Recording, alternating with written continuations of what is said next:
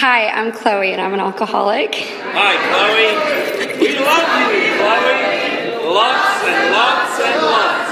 And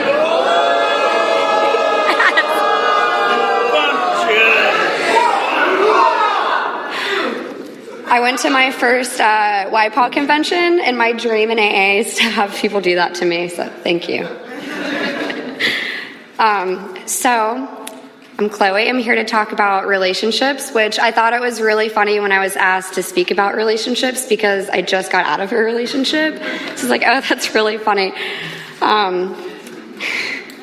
So, I'll talk about, I've had 2 serious relationships. One was before sobriety and one was in sobriety. And so, to talk a little bit about what my past relationship was like, we started dating when I was about 17, and we dated until I had 30 days of sobriety, and we broke up. And the relationship that we had was very, classic drug-infested relationship where it was very chaotic and it was very unhealthy. So he was definitely my higher power next to drugs and alcohol, depending on how lonely I felt or what I thought that I needed for that day. Either he was more important or alcohol was more important. It just varied.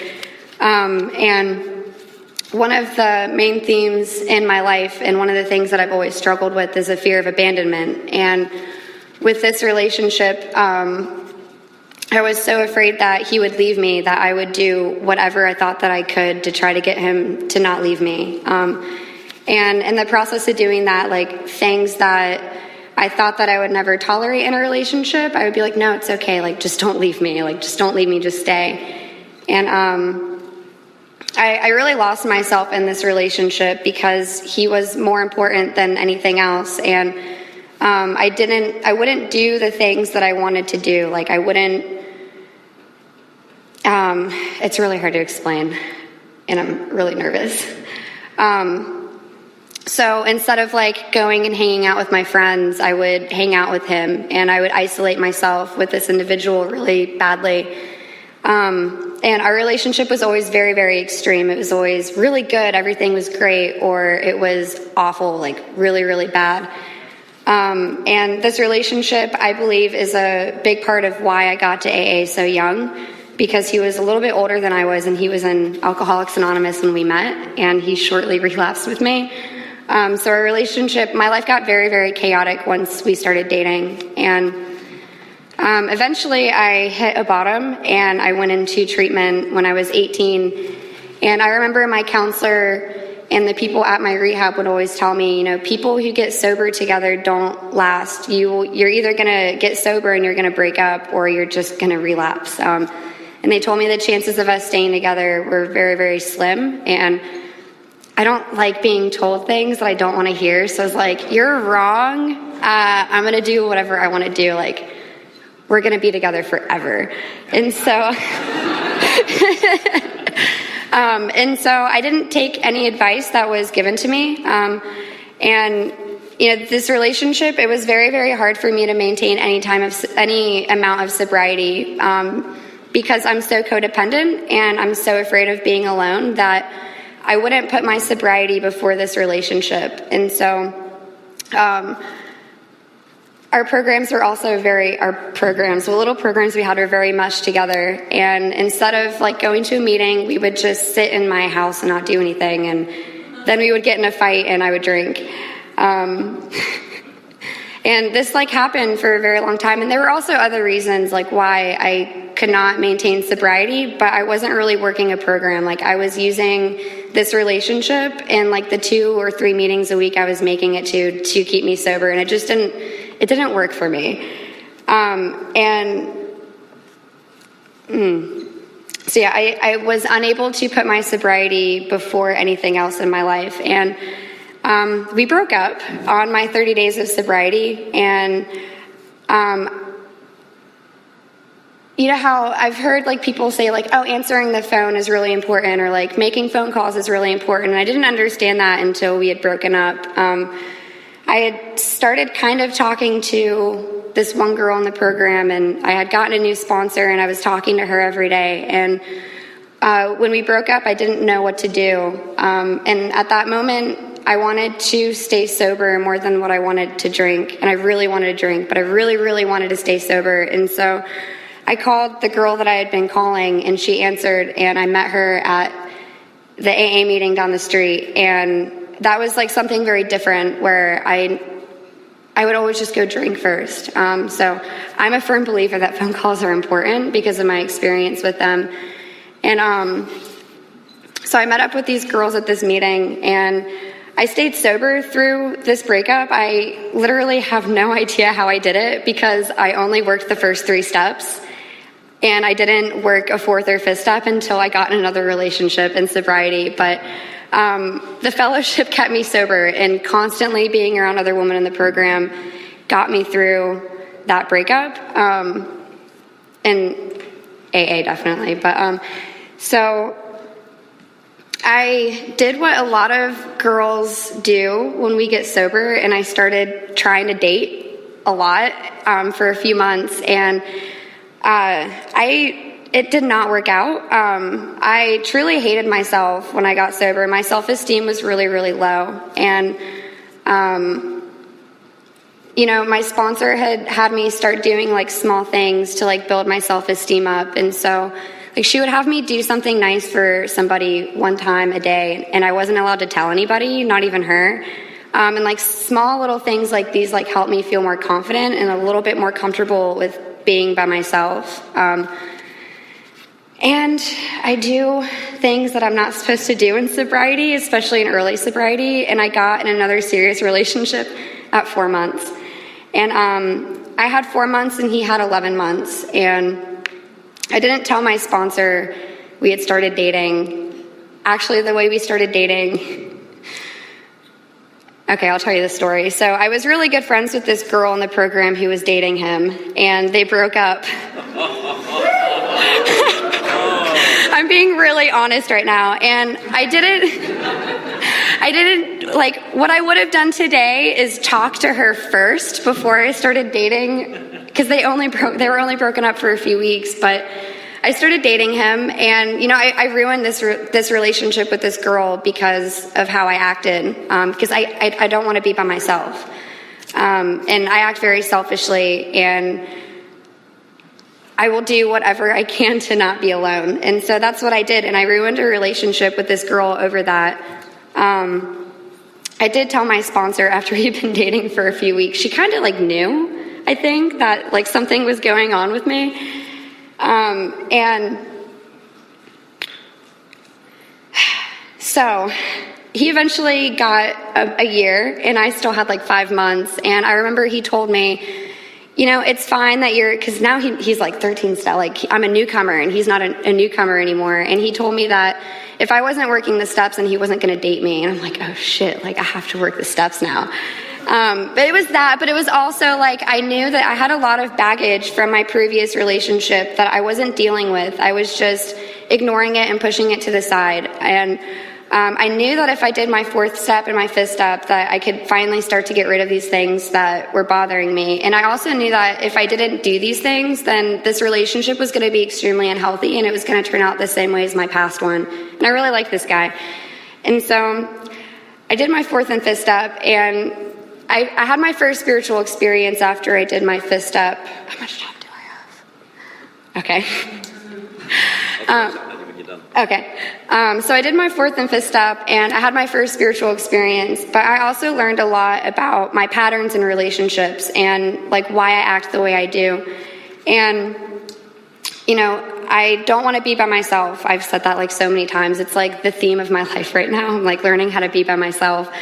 And, I learned a lot about my past relationship with my ex-boyfriend, and I learned that he might not be the best person, but like I was a big part of the problem in our relationship, because nobody can love me the way that I want to be loved. Like I have such unrealistic expectations sometimes on who I'm with and who I'm dating. I'm like, well, you should just know what I'm thinking. Like, you should know that I want flowers every day. Like, you should know this, or I want to be cuddled all the time. Like, that's unrealistic. And like through doing like my 4th and 5th step, I realized that nobody can give that to me, and that the only person that can love me the way that I need to be loved is myself. And so it was really eye-opening. And I also learned that I have no idea how to communicate, and I don't even know what boundaries are. Like, what are boundaries? My sponsor sent me to Al-Anon. So I continued to date this guy in sobriety. We broke up actually in June. It was very recently, and it was a great relationship. I remember when we first started dating, there's this guy back home, and he's really scary looking. Like, he has tattoos everywhere, and he's just really intimidating. And I listen to what he says because he scares the shit out of me. And he came up to me one day, and he was like, "You two are dating, yeah?" And I'm like, "Yeah, we're dating." He's like, "Keep your programs separate." And I was like, "Oh my God, okay." And that is probably one of the best pieces of advice I've ever got about being in a relationship with someone in Alcoholics Anonymous, because we didn't talk about our programs ever. Like, the most we would talk about was like, "Hey, I'm sponsoring someone," or like, "Hey, I'm going to this meeting." And we did have like some of the same service commitments, but for the most part, we tried to keep a balance on like how involved in AA we were together. So, and we also knew like if we broke up one day, it would be really bad if we went to the same meeting every day as the other person. It'd be really bad.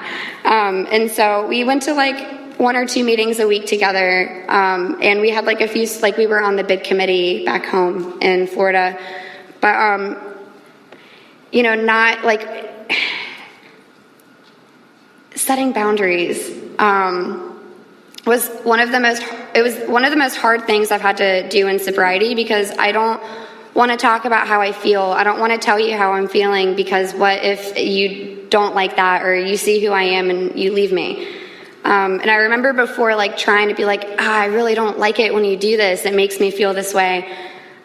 The words would get caught in my throat, and I would be totally unable to do it. And the first time I had to set a boundary in a relationship in sobriety was so scary. I was like shaking really bad and like sweaty, and like, I don't know if I really actually made sense, but I tried my best. And what I've learned is when I set boundaries with people, like the way that I've been taught to, I've never had like someone react negatively towards me for that. And I've also learned that there's a difference between setting a boundary and a wall up, where if I have a boundary, like, I can tell you what's going on and I can still be close to you with my boundary. But if there's a wall there, then I'm hiding from you, or I'm hiding from the other person, and I'm not letting them in, and it's not as effective. So communication and boundaries have been really, really vital in having like healthy relationship. So me and this guy that I dated, we broke up very, very recently. 3 minutes to go. Perfect. We actually broke up really recently. I've said so many times I don't like being alone, and I really don't like it. And I had actually wanted to end this relationship for about a year before I actually ended it. And I changed sponsors, and I would be like, I'm bored in this relationship, I'm gonna break up with him. And she'd be like, "Well, honey, that's not a very good reason to break up with him. Maybe you should do some more work and figure out why." And I'm like, okay. And then I remember like she had me write down like what I want out of a relationship, what I want out of life, and what am I willing to give to another person. And that last one was so hard for me to do. It was like, I want things, like, when I wrote that list down, like, I knew that this was someone that I wasn't going to be with for the rest of my life, but I had a really hard time ending this relationship. And there'd be like a few months where I'd be really, really happy, and then something would just irritate me so bad. And like one of the things that like I want in another person is, which I figured out, is I want to like get married and have children, and like this person did not. That's really important. Really important. And there's just like all these things where I would find excuses like, well, I can hold on to this and it'll work out. And our relationship was very good like this whole time. Like, we got along really well, but I wasn't like truly happy, and deep down inside I knew like this isn't who I'm supposed to be with anymore. But I didn't break up with him. And a few weeks before I came to Europe, I'm like traveling around for a few months. He went to Thailand. I told him he couldn't come with me to Europe, and so he went to Thailand. And I remember one night I was freaking out. I was not okay, and my sponsor was in Europe, and I couldn't call her. And I called one of my really good friends in the program, and I was like, I need help. I don't know what to do. I feel absolutely insane. And she took me through all the 12 steps in like 12 hours, and it was the most intense step work I've ever done. But I relearned about my fear of abandonment. That's why I keep talking about it. And she gave me a lot of work to do, and she had me write down like my ideas and like what I want. And I realized that I can't continue this relationship if I'm not happy in it anymore. And so we broke up, and I thought that I was going to be devastated over this. And I was actually really happy, and I was okay. And that actually freaked me out. I'm like, why am I okay right now? Am I about to freak out?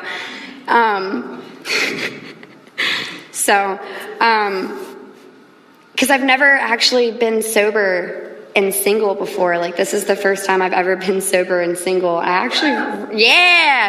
really like it.